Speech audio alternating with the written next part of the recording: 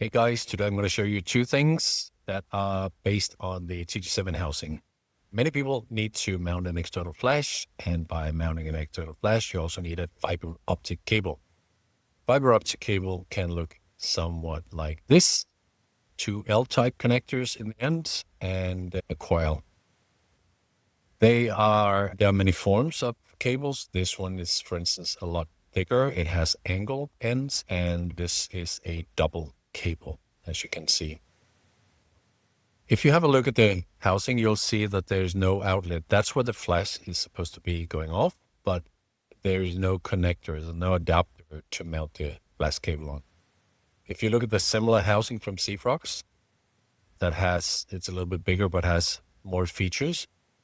It also has a flash outlet window here, but it has L-type connector outlets here on the side. So it's very easy to mount the fiber optic cable straight into the. Even the iGlide housing with dome port for the FCON lens also has these L-type connector pots up here where you can mount. So overall, why does the Olympus housing not already have this connector type? I have no idea. But there's a solution. There are 4 small screws here. As you can see, if you take those out, you can get the FCA-01 from AOI here. This one, you see it, has the same form.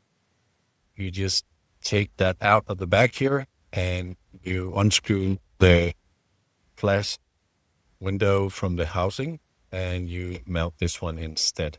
In the top, you'll see there's one hole here.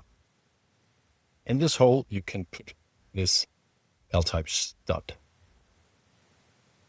And besides fitting down in the hole, has a hole here.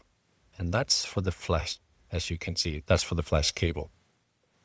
There are 2 of them included in the package, but there is also a double stud. That's if you have 2 flashes. So if you have a TG-7 and you want to mount 2 flashes, what should you do? The first thing is mount this adapter so you have one hole, and then you can get a split cable here. The split cable from AOI is now really nice quality and very thick. Goes straight into that hole, and one cable out to each side, to each flash. Now, there's a problem with having a split cable, and that is if you want to die with just one flash. And that means you would either have one side hanging, or you have just one cable per side, meaning you have 2 single flash cables, one to each side. That means you'd have to put one end down in the hole here. And that means you'd have to use the double stud here. Now, Lars, you say you cannot mount this one into this small hole. So what to do? The solution is very simple. Take the cable and you cut it. And did you see I cut it 45 degrees? Like that. And then you take a knife, which I do not have right here, and you just remove 1 or 2 millimeters up here. Yeah.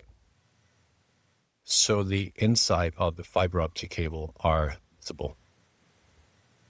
And then once you have mounted the new adapter onto the housing here, and you have the hole in the top of the adapter there, then your double stud will fit right down into that hole.